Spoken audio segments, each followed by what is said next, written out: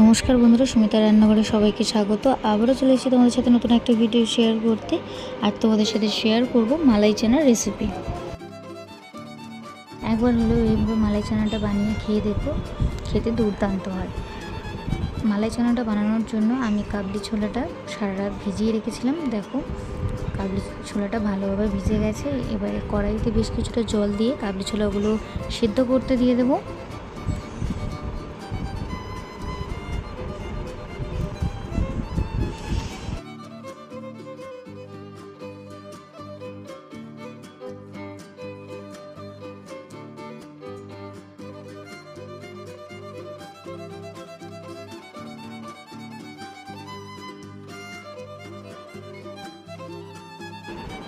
চাপা দিয়ে কাবলি ছোলাগুলো ভালো করে সিদ্ধ করে নেব।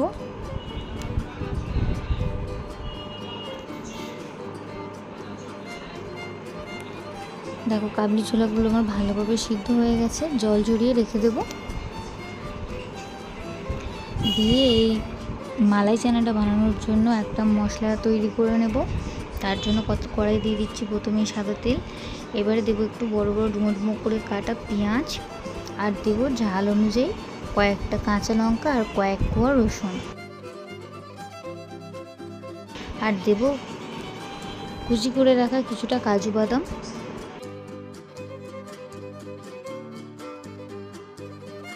দিয়ে এবার সব কিছু একটু হালকা 1-2 মিনিট নাড়াচাড়া করে নেব। হালকা করে 1-2 মিনিট একটু ভাজা হয়ে গেলে অল্প করে জল দিয়ে পেঁয়াজটা ভালোভাবে সিদ্ধ করে নেব।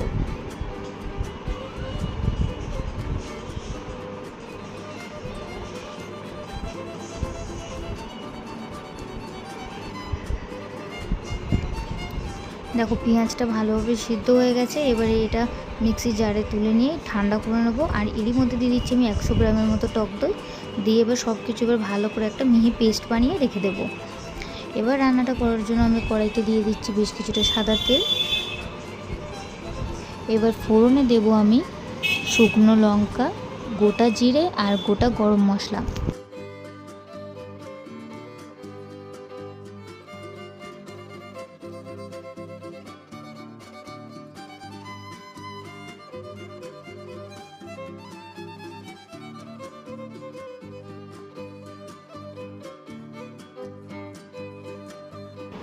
ফোড়নটা বেশ ভালো করে ভাজা হয়ে গেছে। এবার পেস্ট করে রাখা মশলাটা দিয়ে দেব।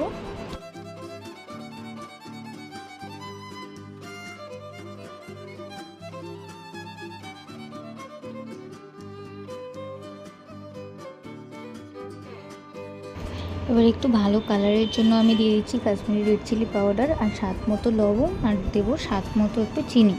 মালাই চানাটা একটু মিষ্টি মিষ্টি হলে খেতে ভালো লাগবে।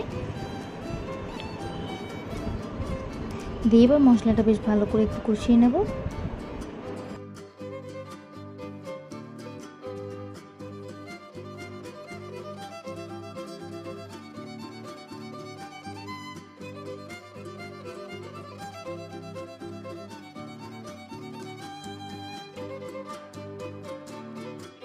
মশলাটা বেশ আমি 4-5 মিনিট কষিয়ে নিয়েছি। এবার এর মধ্যে দিয়ে দিচ্ছি অল্প একটু বাটার।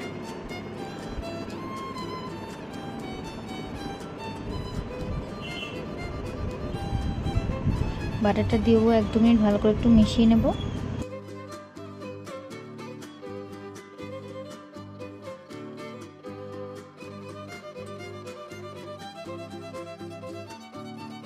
এবার কাবলি চানাগুলো সব দিয়ে দেব। দিয়ে মশলার সাথে বেশ ভালো করে একটু কষিয়ে নেব।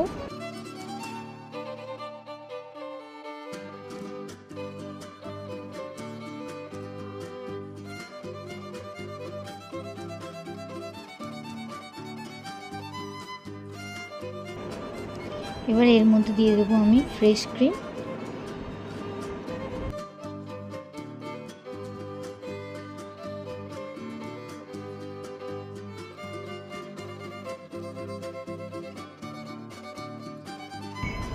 আর ফ্রেশ ক্রিমটা দিয়ে ভালো করে 1-2 মিনিট একটু ভালো করে মিশিয়ে নেব।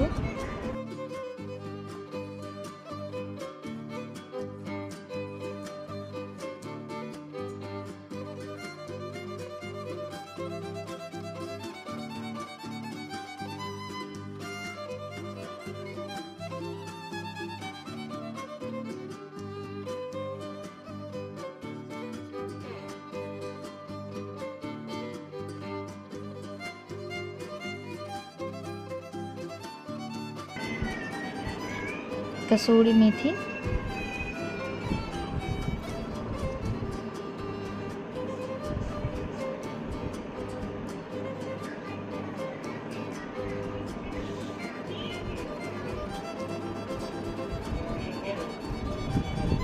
দিয়ে ভালো করে একটু মিশিয়ে নেব।